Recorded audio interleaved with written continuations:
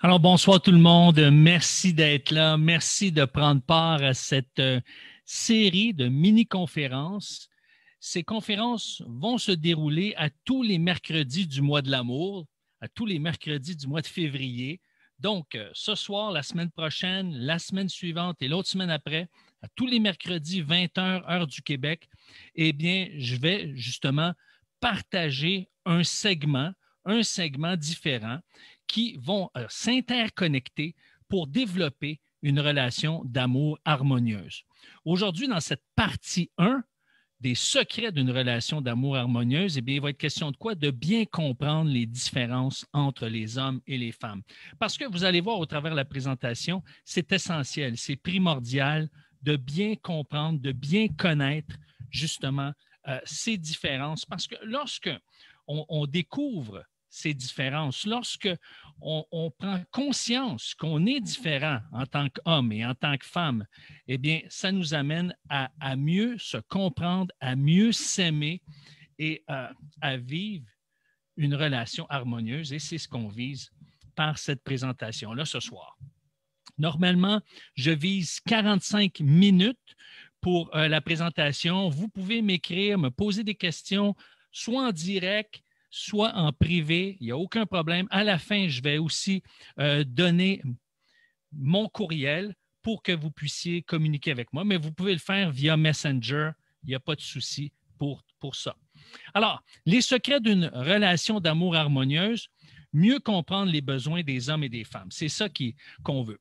Alors, merci d'être là. Merci de prendre part. Je sais qu'il y en a beaucoup qui écoutent en différé. Donc, certains sont là. Vous êtes en direct. C'est bien apprécié. Je suis content que vous soyez là. Merci. Je sais qu'il y a des gens qui me suivent avec les matins d'Éric. Donc, à 7h15 au Québec, 13h15 en France. On prend, lors des matins d'Éric, des capsules. Donc, je vous communique au travers des capsules. Je réponds à des questions et je traite des sujets qui sont vraiment concrets, qui sont de la vie de tous les jours dans les relations amoureuses. Vous pouvez y avoir accès par cette page sur Facebook, sur ma page web, sur mon site ériclantier.net ou sur YouTube également. Maintenant, merci d'être là. Merci à ceux qui sont en direct, ceux qui sont en différé. Et maintenant que vous êtes avec moi, j'aimerais vous poser une question. Combien ont entendu parler ou ont lu le livre de John Gray, Les hommes viennent de Mars, les femmes de Vénus? En fait, M. Gray en a publié beaucoup plus, a publié énormément de livres sur justement les relations hommes-femmes principalement. Il a même écrit en collaboration un livre sur le développement des garçons, par exemple. Mais vous avez le livre Mars et Vénus au travail, Mars et Vénus sous la couette. Donc, c'est les relations amoureuses, toute la dimension physique de l'amour. Vous avez Mars et Vénus qui se rencontrent. Donc, tout le processus amoureux. On a déjà animé une conférence sur le sujet. Et vous avez Mars et Vénus font la paix, Mars et Vénus guérissent de leurs blessures, etc. Il y a énormément de livres qui ont été rédigés par John Gray qui a vraiment consacré sa vie pour faire de la recherche, pour comprendre les relations hommes-femmes. Et c'est pour ça que Mars et Vénus, eh bien, c'est une métaphore tout simplement pour illustrer que nos réalités sont comme deux réalités qui proviennent de deux planètes différentes. C'est tout simplement pour ça.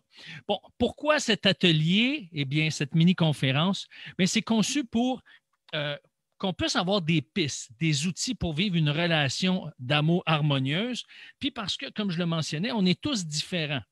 Et c'est important lors de cet atelier, de cette mini-conférence, qu'on puisse avoir un esprit ouvert. En d'autres mots, d'être réceptif à ce qui est mentionné. Et comme dans n'importe quelle conférence ou lorsque vous lisez un livre, c'est important d'appliquer le principe de Saul de Tarse. Quel est ce principe? Saul de Tarse, c'est un homme qui a marqué la littérature, qui a marqué le monde de la pensée. Il a vécu en Antiquité et il a fait une déclaration un jour dans une de ses lettres. Et il a dit à ses lecteurs, examinez toute chose, retenez ce qui est bon. Et moi, j'aime ce principe parce que ça nous pousse à être ouverts d'esprit, mais en même temps, à sélectionner qu'est-ce qui nous convient. Et il y a peut-être des idées, des conseils qui vont vous être donnés aujourd'hui qui, ça ne s'adresse pas à moi, mais peut-être plus tard vont s'adresser à vous ou peut-être lors d'une conversation avec un ami, un membre de la famille, eh bien, ça va vous revenir à l'esprit et ça va être une provision pour cette personne-là et peut-être pour un couple également. Donc, je vous invite, comme je vous dis, à poser des questions en bas de l'écran ou en privé selon votre désir. Donc, ce que je veux vous dire, lorsqu'on fait la distinction entre les hommes et les femmes, on parle de généralité. On ne veut pas mettre tous les hommes et toutes les femmes dans le même panier parce qu'on est tous différents. Même en tant qu'homme, on est tous différents. En tant que femme, on est toutes différentes. Alors, ici, on parle de généralité et peut-être que parfois, vous allez vous retrouver peut-être au travers ce qui correspond à votre genre, à votre sexe, et peut-être que d'autres fois, vous allez dire non, ce n'est pas tout à fait moi. Et c'est pour ça que c'est important d'avoir un esprit ouvert, d'examiner toutes choses, retenir ce qui est bon. Donc, la métaphore de Mars et Vénus, et vous allez le voir, John Gray a monté tout un scénario pour expliquer d'où viennent les différences entre les hommes et les femmes. Évidemment, c'est d'une manière ludique pour illustrer, un peu comme une bande dessinée, les différences entre les hommes et les femmes, d'où est-ce que ça origine, et non pas pour en faire une philosophie où est-ce qu'on doit s'attacher à la lettre à cette métaphore de Mars et Vénus. Mais le contenu Mars et Vénus qui est communiqué, c'est un contenu qui est riche parce que, évidemment, il y a énormément de recherches, énormément de consultations qui ont été faites pour arriver à tirer ces conclusions-là parce que ce sont des conclusions qui sont tirées à partir, justement, de données scientifiques et d'observations sur le terrain. Les livres...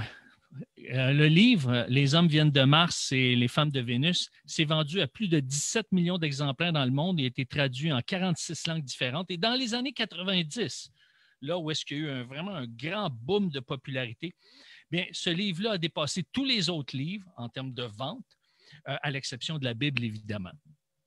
Donc, comme je vous disais, il va y avoir 4 sections, 4 ateliers durant le mois de l'amour. Donc, le premier, comprendre les hommes et les femmes, les besoins des hommes et des femmes.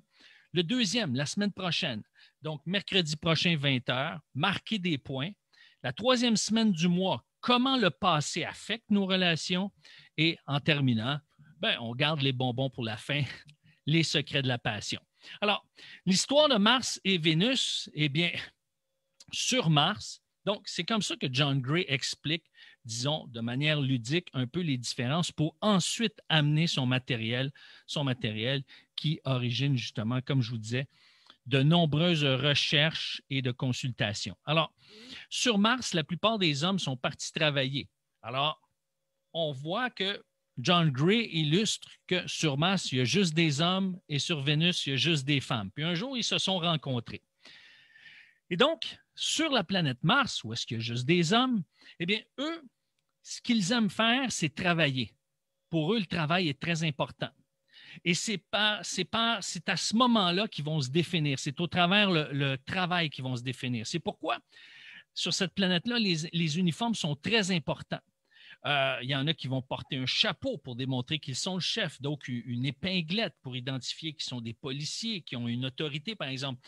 D'autres des porte-documents pour montrer qu'ils sont en affaires, ou d'autres un smoking, donc un tuxedo pour démontrer qu'il a du succès. Donc, l'habit le définit et son travail le définit. Lorsque les hommes découvrent une formule, ils s'y accrochent. Ça fonctionne, on l'utilise. On ne répare pas, on ne le change pas parce que ça fonctionne, on le garde. C'est une excellente formule, mais sur la planète Vénus, ce n'est pas comme ça que ça fonctionne. Les femmes, ce que les femmes ne savent pas sur les hommes, c'est que chaque fois qu'un homme réussit à vous rendre heureux, à rendre heureux une femme, il se sent bien dans sa peau. Et ça, il y a beaucoup de femmes qui ne sont pas conscientes de cette réalité-là parce que c'est un des désirs les plus chers d'un homme, c'est de rendre sa femme heureuse. Et peut-être que vous allez dire, oui, mais moi, ce que je constate, c'est qu'il n'y a pas beaucoup d'hommes qui rendent leur femme heureuse. Et vous allez comprendre un peu plus loin pourquoi. Alors, Les Martiens ou les hommes s'identifient très fortement à leur action, leur réussite, leur accomplissement, leurs décisions, leurs réalisations, les buts qu'ils vont atteindre. Et c'est comme ça qu'ils se définissent. Par contre, sur Vénus, les femmes, ce qui est important, ce sont les valeurs de partage, de compréhension, de fidélité, d'amour, d'empathie, de coopération. Alors, c'est très différent. Alors,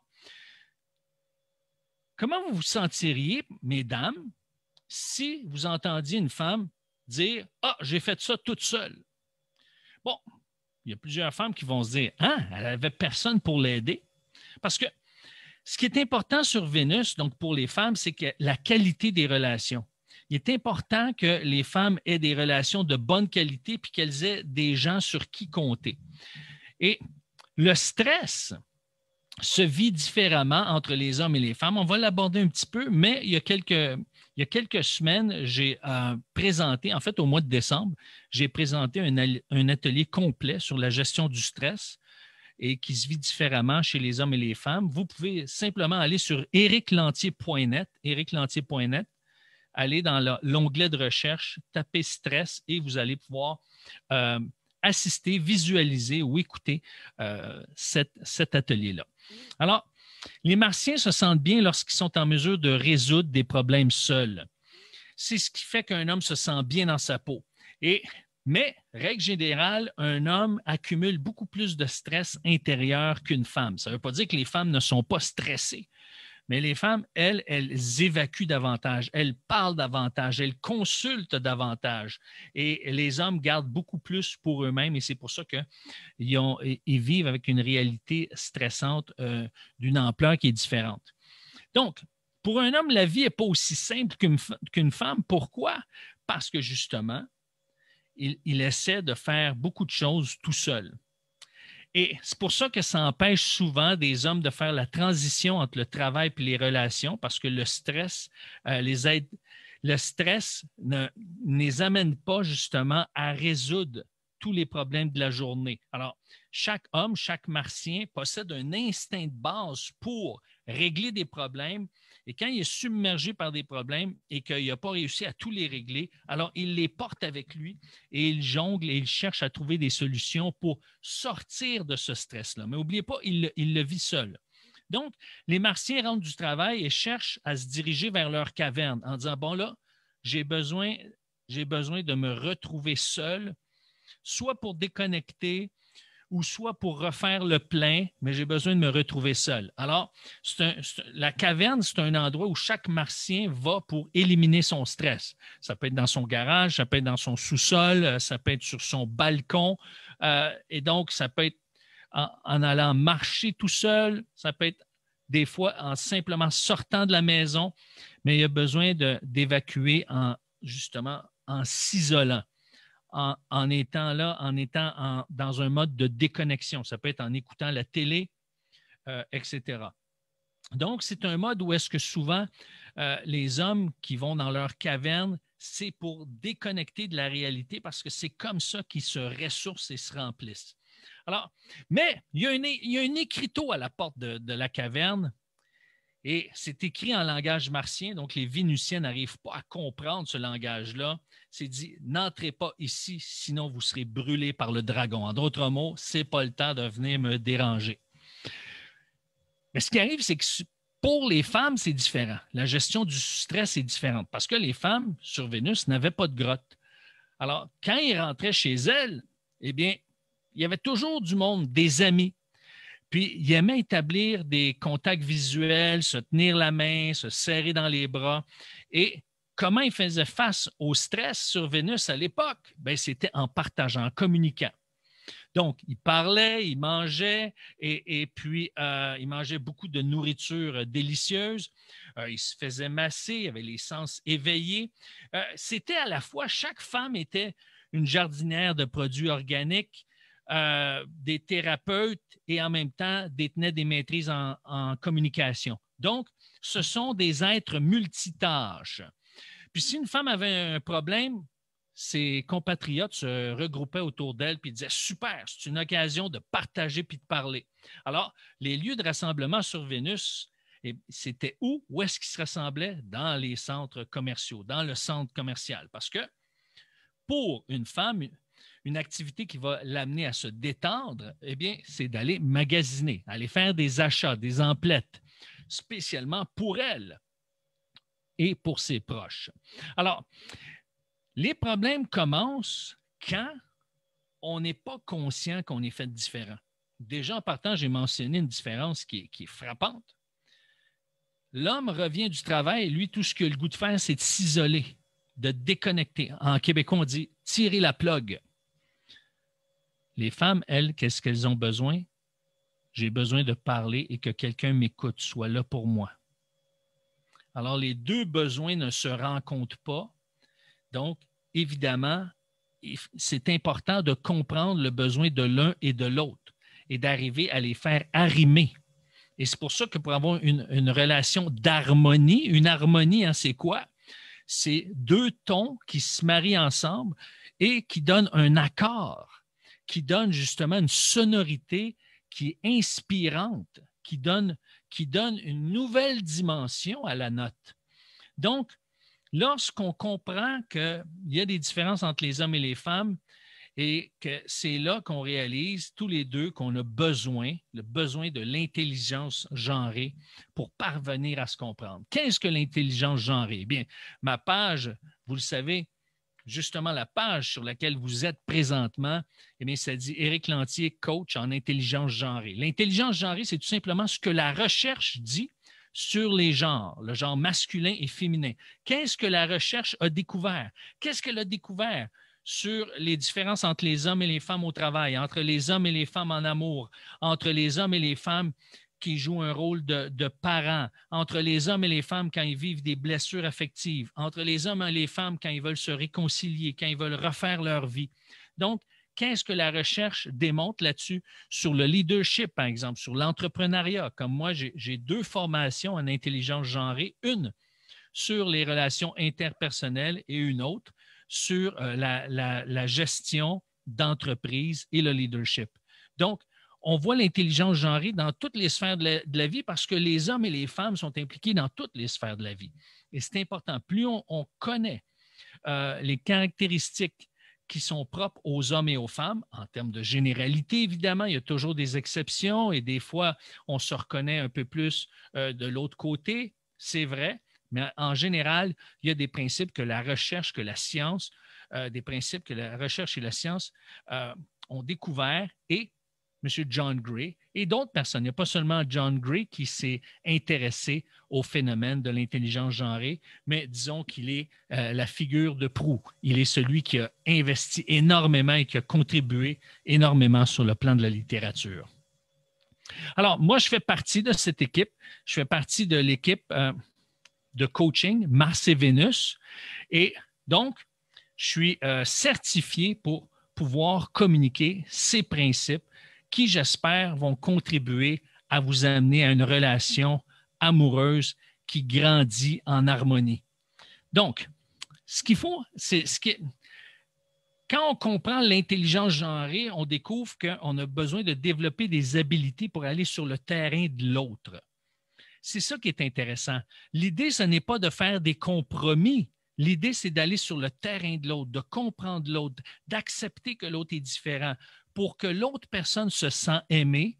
Et quand l'autre personne se sent aimée, c'est beaucoup plus facile de m'aimer si je lui manifeste de l'amour selon ses besoins et sa réalité. Alors, l'une des plaintes qu'en tant que coach, qu'en tant que conseiller, qu'en tant que psychologue, ce que les conseillers, les coachs, les psychologues vont recevoir comme plainte, eh bien, peut-être même entre vous, quand on avait la possibilité de souper en amis, ou peut-être quand vous parlez à travers votre appareil téléphonique ou via une plateforme électronique, via les réseaux sociaux internes et privés, peut-être que vous échangez, vous dites « Ah, mon conjoint, mon mari, mon amoureux, il a donc de la difficulté à m'écouter. » C'est une des plaintes les plus courantes, mais savez-vous quoi, messieurs? On peut développer ces habiletés-là. Et même, j'ai produit 2 capsules là-dessus, comment augmenter ses airs lousses, donc comment augmenter des points pour justement gagner d'aller trouver plus d'intérêt chez mon épouse pour qu'elle se sente aimée. Comment? En l'écoutant d'une meilleure qualité. Mais on va aborder quelques-uns de ces points-là, mais j'ai 2 capsules complètes juste sur la question de l'écoute au travers comment augmenter ces points airlous sur ericlantier.net. Concentrons-nous ici maintenant sur comment on peut développer de nouvelles habiletés d'écoute. Il faut se mettre en contexte parce que lorsque vous rentrez chez vous, mesdames, vous voulez partager votre journée, vous voulez raconter ce que vous avez vécu. C'est important de le préparer et de lui dire quelque chose qui ressemble à ceci. Hey, j'ai tellement de choses à dire, j'ai juste besoin de parler.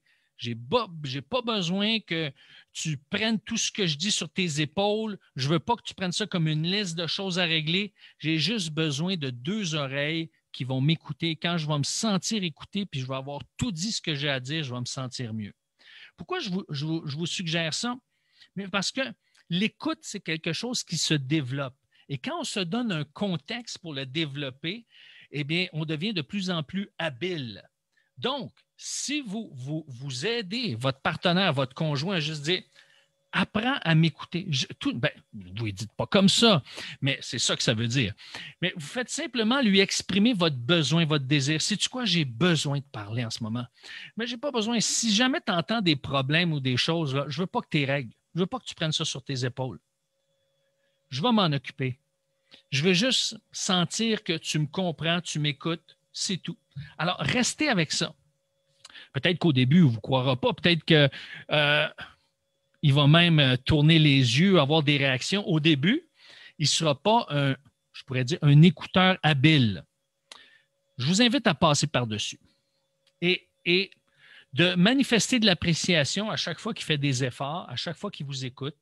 Et vous, messieurs, moi, je vous invite, dans un premier temps, ça peut être de croiser les mains comme ça, la déposer sur la table pour éviter de bouger, la regarder dans les yeux.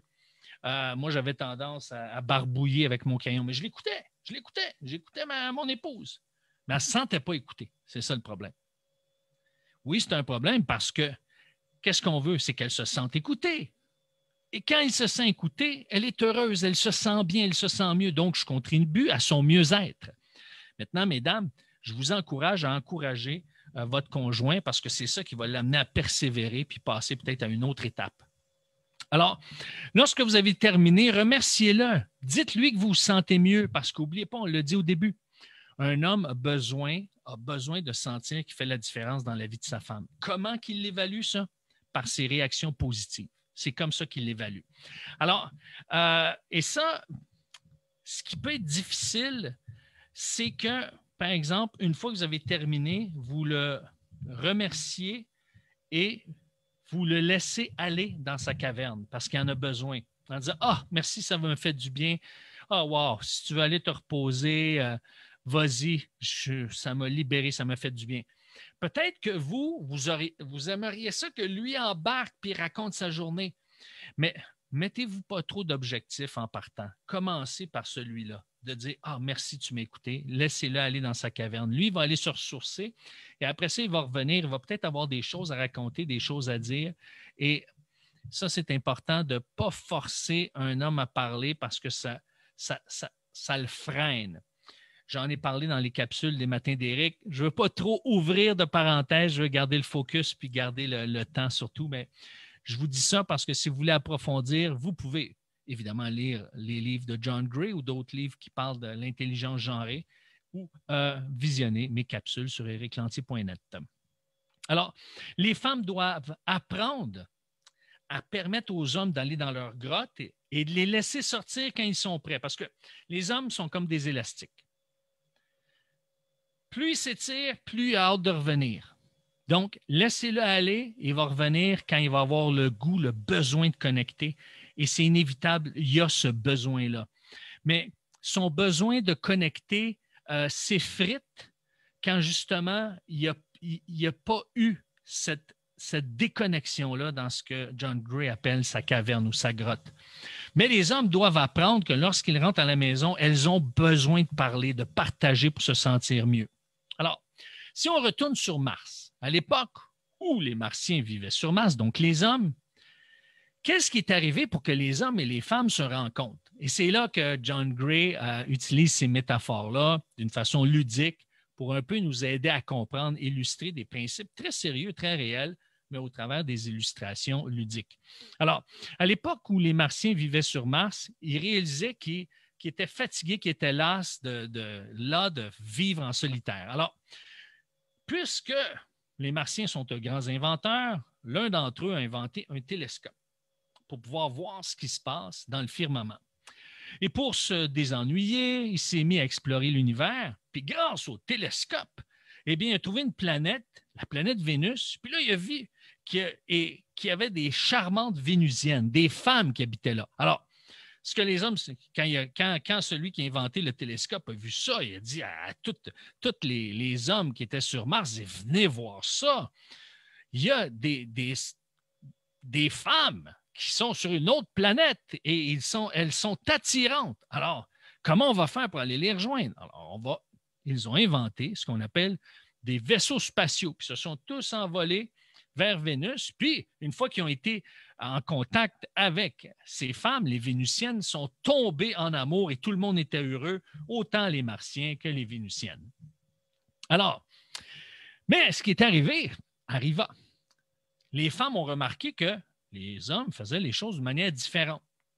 Alors, elles se sont dit, puisqu'ils ne font pas les choses puisque les hommes, les Martiens ne font pas les choses de la bonne manière, on va les aider, on va les enseigner, on va leur montrer comment faire. Fait qu'ils ont essayé de changer leur manie, leur façon de faire. Puis quand les hommes ont vu ça, ils ont dit, oh là là, ils ont la critique facile. Puis là, ils se sont dit, dans le fond, ils ne doivent pas nous aimer tant que ça parce qu'ils ne nous acceptent pas comme on est, ils veulent nous changer. Et là, c'est vraiment important de comprendre cet élément-là parce que pour vivre en harmonie, il faut comprendre que quand un homme sent que sa conjointe, sa partenaire essaie de le changer, de le corriger, lui, il sent une insatisfaction, donc il se disqualifie. Alors, ce qu'il faut comprendre, c'est se mettre dans la peau de l'autre. On est tous différents. Et parfois, il y en a qui vont dire, ouais, mais moi, là, mon mari, mon copain, mon partenaire, mon conjoint m'écoute, mais il ne parle pas beaucoup. Mais il semble que ça serait important qu'il parle plus. Mais savez-vous quoi? La meilleure option pour dynamiser l'harmonie dans le couple, ce n'est pas de faire parler plus votre conjoint, c'est de voir qu'il vous écoute avec plus d'attention. Vous allez voir que si vous avez à choisir entre un mari qui parle plus et un mari qui écoute mieux, et je peux vous garantir qu'à la longue, un mari qui écoute mieux va vous rendre beaucoup plus heureuse et vous allez vivre une harmonie conjugale beaucoup plus grande. Mais ce qui arrive, c'est que nous, les hommes, on n'est pas toujours disponibles. On n'a pas toujours l'esprit disponible à être à l'écoute. Donc, c'est quelque chose qui se développe. Et c'est quelque chose même qu'on peut prendre goût parce que ça nous amène à une connexion émotionnelle d'une dimension qu'on ne goûterait pas peut-être avec des collègues de travail ou des amis masculins. Alors, c'est important, je le répète, les hommes, eux, veulent aller dans leur caverne, mais les femmes, elles, ont besoin de parler spécialement après une journée de travail. Ce qui arrive, c'est que les hommes ont l'impression, malheureusement, que lorsqu'une femme déballe son sac, parle de tout ce qu'elle vit, ce qui se passe, et parfois même c'est décousu, c'est perçu comme étant de la critique, comme étant de la négativité. C'est tout simplement qu'elle évacue émotionnellement ce qu'elle a en elle et elle a besoin de quelqu'un pour la supporter à ce moment-là. Alors, c'est pour ça qu'elle ne veut pas de solution. Elle connaît ses options. Ce qu'elle veut, c'est du soutien, se sentir soutenue. Et si, par exemple, elle dit « Ah, c'est tellement difficile, c'est une grosse semaine, puis à chaque jour, il arrive de quoi au bureau, au travail, c'est vraiment pas agréable, là, je suis à bout, je suis fatigué. » Et là, si votre conjoint est en train de vous dire « Ben là, change de travail, change de département, demande un transfert. Parce que si c'est pour te rendre malheureuse, là, moi, je veux que tu quittes. » Parce que ce qu'il est en train de dire, je veux que tu arrêtes de te plaindre. Je veux que tu sois dans un environnement qui va te rendre heureuse parce que tu vas arriver à la maison heureuse puis ça va me rendre heureux. Alors, quand on réagit comme ça puis qu'on se donne des solutions, on dit bon, ben change ça à la place. Tu sais, c'est pas comme changer une fusible ou changer une pile. Une femme n'arrive pas à dire oh, ben j'ai changé, je suis devenue heureuse. Non, ce qu'elle a besoin, c'est de l'évacuer, d'en parler et de se sentir soutenue. Et quand soutenue, ça ne veut pas dire règle mon problème, ça veut dire ah, je suis avec toi là-dedans, je te supporte, persévère, je comprends que c'est difficile.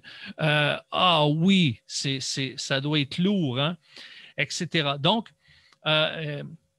c'est important que vous lui faites sentir que vous la soutenez plutôt que de lui donner des solutions. Puis si, par exemple, vous lui répétez des solutions régulièrement parce que vous lui dites hey, « Je te l'ai dit, qu'est-ce que tu dois faire? Là? Va voir ton patron. Je te l'ai dit, demande un transfert. Ça fait 5 fois que tu me parles de ça puis tu ne fais rien. » Ça se peut qu'à un moment donné, elle arrête de vous en parler. Savez-vous quoi? Vous allez dire « Ah, j'ai enfin la paix. » C'est pas ça qui se passe parce que une fois qu'elle arrête de vous parler, là, ça veut dire qu'elle commence à se distancer émotionnellement.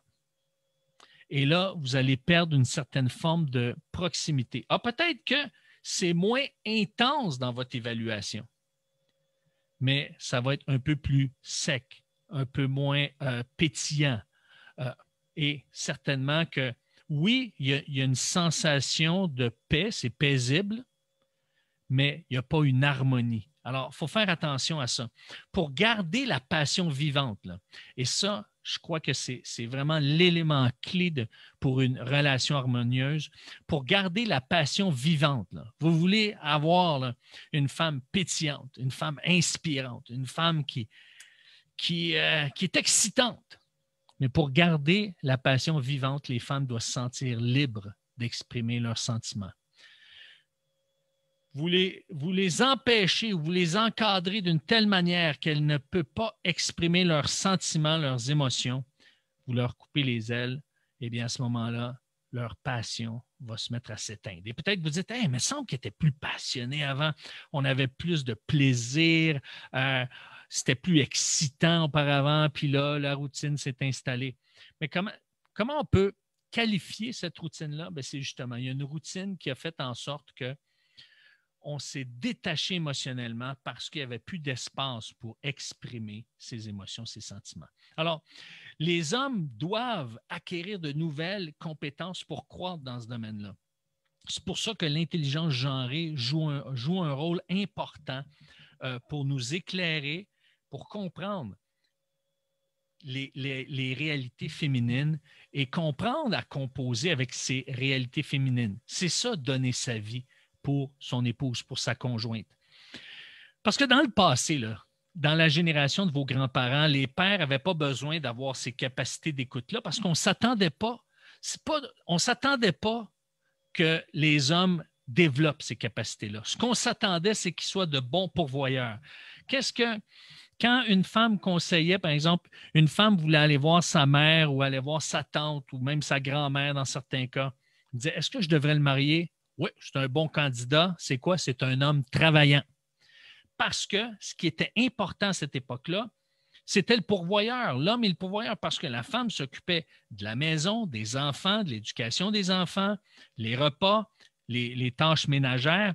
Mais aujourd'hui, les femmes ont presque plus besoin du salaire de leur mari, évidemment, parce que le train de vie, c'est un train de vie qui fait en sorte qu'on a besoin de 2 salaires, mais il y a des femmes qui peuvent vivre sans le salaire d'un conjoint, d'un homme.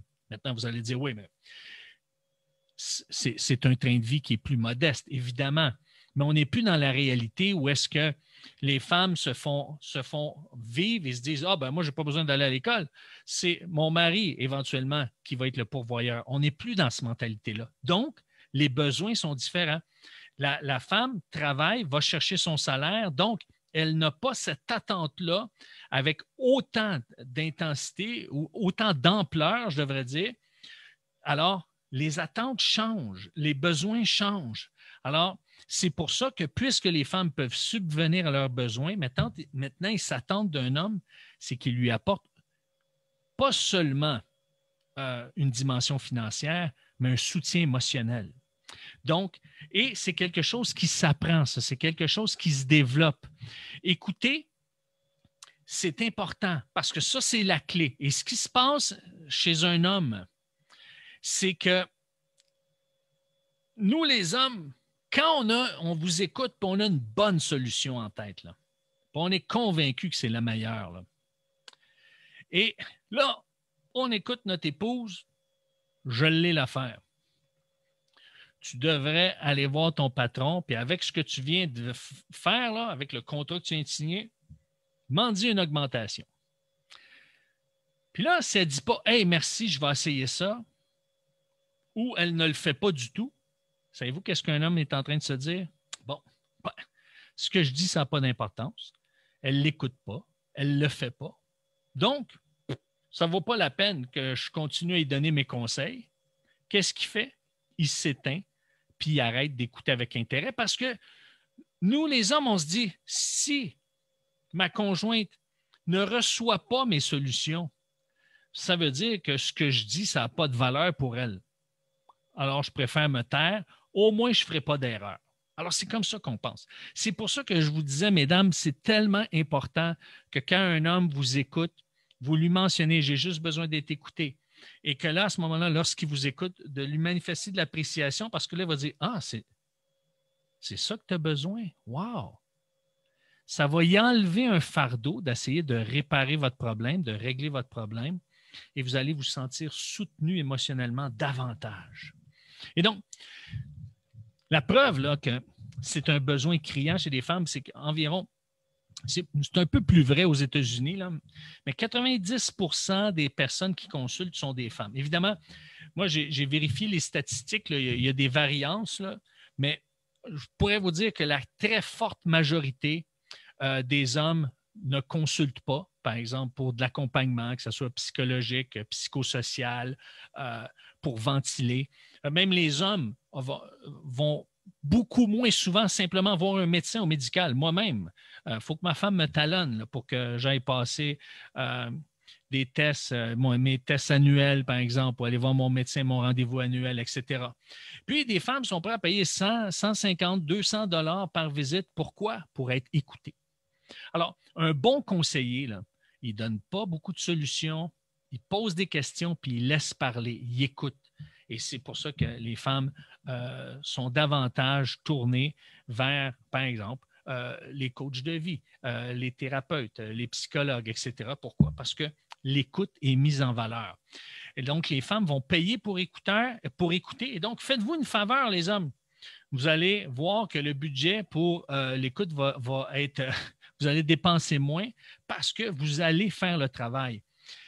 Mais on a vraiment besoin d'apprendre comment écouter, comment donner toute notre attention. Et ça veut dire que lorsqu'elle nous parle, on ne fait pas d'autre chose. On n'est pas sur notre téléphone, on n'est pas en train de lire le journal, lire notre tablette, regarder la télévision, zapper.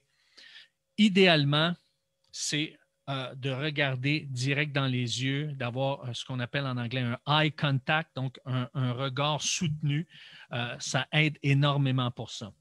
Évidemment, bon, les deux vont vivre des stress, même si je mentionnais tantôt que, règle générale, les hommes sont de plus grands porteurs de stress parce qu'ils se donnent moins d'occasions pour évacuer, ils vivent beaucoup plus leur stress intérieurement. Les femmes le partagent davantage. Encore une fois, ce sont des généralités. Mais dans les deux cas, et de plus en plus, les femmes vivent de plus en plus de stress. Pourquoi? Parce qu'elles sont entrées dans un univers de travail qui est souvent dans des établissements où est-ce que la culture du travail est masculine, où est-ce que des femmes font aujourd'hui ce que des hommes faisaient auparavant. Et donc, ça amène à agir, à se comporter dans certains cas ou à s'adapter à l'univers masculin. Et ça amène un stress également.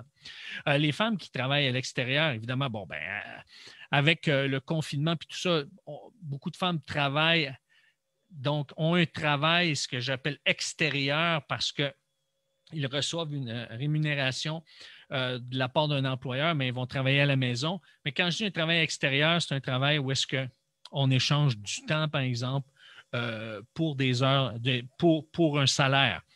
Et donc, les femmes, à la fin de la journée, sont stressées. Ben, même si les femmes travaillent à la maison puis doivent s'occuper des enfants qui font l'école via la plateforme électronique, etc. Donc, il y a une gestion du stress, même si votre conjointe ne travaille pas physiquement à l'extérieur de votre logement, de votre maison. Il reste qu'elle doit gérer un ensemble de réalités qui l'amène à être beaucoup plus stressée. Parce que auparavant, ça ne se passait pas comme ça. Nous, les hommes, depuis le commencement de l'humanité, on a sorti pour aller travailler. Alors, nous, on vit une nouvelle réalité depuis, je dirais, quelques décennies. C'est qu'auparavant, les hommes étaient habitués d'arriver à la maison puis de voir leur épouse qui avait pris soin de l'environnement, les repas, le ménage, le lavage, etc., des enfants. Donc, quand le papa arrivait à la maison, le mari, qu'est-ce que disait l'épouse, règle générale? Elle disait aux enfants, « Dérangez pas papa, il arrive de travailler. » Elle était souriante, elle l'attendait, elle avait hâte de le voir, elle n'avait pas le stress d'avoir, en plus d'avoir fait ce qu'elle a fait, d'avoir travaillé à l'extérieur. Donc, quand son conjoint, son mari arrivait à la maison, elle était beaucoup moins stressée. Alors aujourd'hui, ce n'est pas la même réalité. Donc, elle a besoin, en arrivant à la maison, elle est consciente que sa journée n'est pas finie. Elle a fait une journée de travail, il y a d'autres responsabilités qui vont l'attendre. Donc, comment on fait face à ça? Bien, elle veut puis désire partager librement ses sentiments avec son amoureux. Alors, être écouté sans que son conjoint lui donne des suggestions. Et nous, c'est important d'utiliser, par exemple, des sons pour montrer du réconfort. Quand je dis des sons, c'est « Ah oui, vous savez, des onomatopées, des réactions non verbales. Même des fois, ça peut être lui prendre la main ou lui caresser le bras. Mais pour connecter avec elle et de ne pas l'interrompre, mais de manifester par justement des sons, des expressions que vous êtes connecté et vous êtes un avec ce qu'elle dit. Alors, c'est pour ça que c'est important de comprendre ces réalités-là. Puis essentiellement, si je le résume, les hommes ont besoin d'espace seuls pour se ressourcer, pour refaire une connexion avec leur intériorité. C'est comme une façon de redevenir intime. Ils refont le plein ou ils font le vide dans certains cas. Et là, après ça, ils sont disponibles pour connecter. Mais, puisque votre conjointe a besoin, en arrivant du travail, de parler, mais commencez par lui demander comment a été ta journée, de la faire parler, de l'écouter d'une manière attentive, sans lui donner des solutions, de lui montrer, sans l'interrompre, que vous connectez avec elle. Et vous, mesdames, eh bien, quand vous voyez que votre conjoint a manifesté un intérêt, mais qu'il y a un point de saturation, envoyez-le dans sa caverne. Dites, c'est le temps que tu ailles te reposer. Et là, il va vous revenir avec des batteries rechargées. Ce qui est important, là, et voyez-vous, ça, c'est l'image de l'harmonie. Ils sont en harmonie ensemble. Ils sont collés ensemble. Ils sont heureux ensemble. C'est important que vous ayez une vision claire de ce que vous voulez comme réalité. Vous avez, quand je dis harmonie, à quoi ça fait référence? Est-ce que vous avez une chanson qui vous vient à l'esprit? Est-ce qu'il y a une image? Est-ce qu'il y a une photo? Est-ce qu'il y a un couple qui vous vient à l'esprit qui est inspirant? Ça peut être à la télé, ça peut être même dans un téléroman, mais pourquoi je vous dis? Je ne dis pas qu'on doit s'inspirer continuellement des téléromans, mais ce que je vous dis, c'est qu'il y a certainement dans votre pensée un idéal de ce que c'est l'harmonie. Et pour pouvoir vivre, ne serait-ce qu'une partie de cet idéal-là, eh bien, il faut avoir une vision claire de à quoi ça ressemble. Parce que si je n'ai pas une vision claire de ce que c'est être en harmonie, eh bien, je ne pourrais pas vivre c'est quoi une harmonie. Hein? Par exemple, si je parle aux hommes maintenant, si j'ai un permis de chasse pour aller chasser une perdrix, mais je ne sais pas à quoi ressemble une perdrix, mais je ne pourrai jamais chasser une perdrix.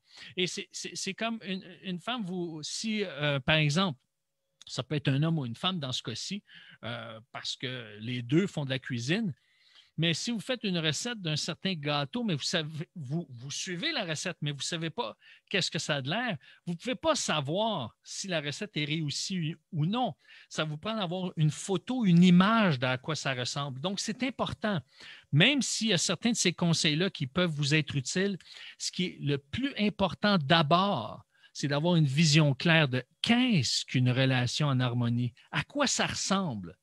À quoi j'aspire comme relation en harmonie? Et ça, c'est fondamental pour pouvoir justement bâtir et voir l'intelligence genrée au service de votre besoin et de la construction, de l'édification de votre relation de couple. Alors, c'est important. Moi, je dis c'est important de pouvoir se situer parce que même si on a une image claire, c'est la première étape. Mais c'est important de se situer. C'est un peu comme quand on est dans un centre d'achat. On se dit, OK, je vais aller à une boutique d'accessoires électroniques. Alors, moi, je vais sur le panneau. Je dis, OK, nous sommes ici. Alors, je passe par ce chemin-là pour y aller. Donc, maintenant que je sais où est-ce que je veux aller, je dois savoir où est-ce que je suis pour faire les pas dans cette direction-là. Alors, c'est pour ça que je ne peux pas savoir où je m'en vais si je ne suis pas capable de me situer où je suis. Alors, c'est pour ça que je vous offre en terminant un cadeau. Un cadeau, eh bien, je vous offre une rencontre pour faire le point, pour visualiser avec vous, vous accompagner, pour être là pour vous amener à faire le point. C'est quoi ça, un avenir harmonieux, une relation de couple harmonieux? Puis commencez à garder votre focus, commencez à faire des pas dans cette direction-là pour pouvoir le vivre, enrichir votre vie amoureuse, puis cheminer vers le changement. Et ça veut dire passer à l'action. Et le premier pas, eh bien, j'ai un questionnaire que je vous envoie et c'est sans obligation. Vous le remplissez et moi, je fais l'analyse avec vous dans une rencontre. C'est un cadeau que je vous offre parce que vous avez participé à cette rencontre. Et moi, savez-vous quoi? J'ai vu que dans ma vie, il y a plusieurs éléments qui ont contribué à enrichir ma vie de couple. Premièrement, ma communauté, ma famille, ma foi a contribué à ce que comme individu, je puisse grandir.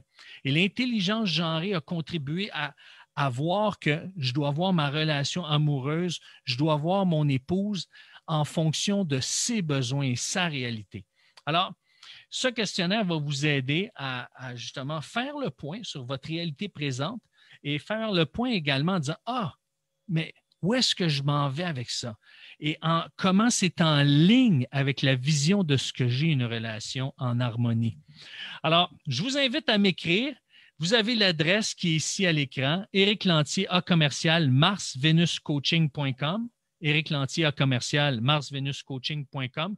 Vous pouvez m'écrire via Messenger ici ou via courriel. Je vous envoie le questionnaire et quand il est rempli, vous m'envoyez.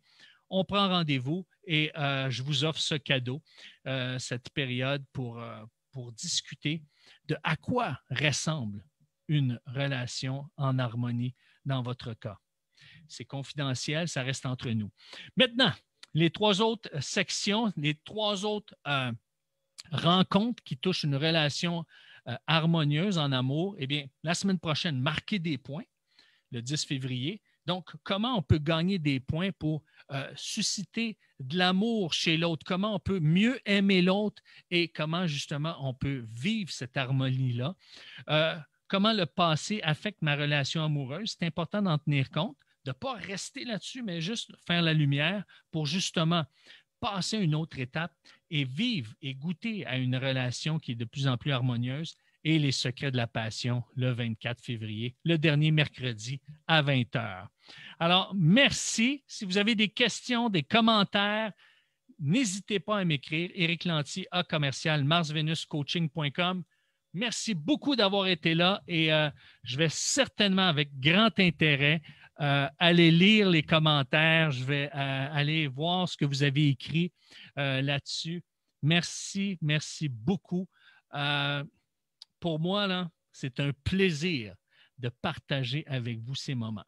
Je vous souhaite une bonne fin de soirée et puis à demain matin pour les matins d'Éric et à mercredi prochain pour la suite de cette conférence. Merci, au revoir.